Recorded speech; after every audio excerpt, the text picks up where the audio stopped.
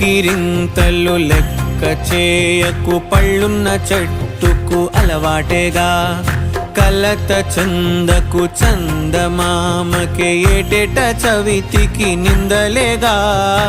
ఓటమన్నది గురువు కదరా, ఓర్పుతో నువ్వు గెలవవా.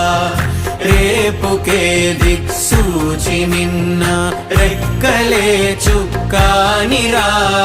నీరు నేల ఆకాశం నీపై చూపెను పాశం.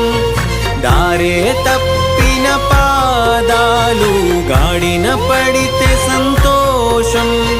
తరతరాల చెమట చుక్కలు లాల పోసెను భూమికే. బాధ్యతగా కొనసాగినాదో నైవేద్యం.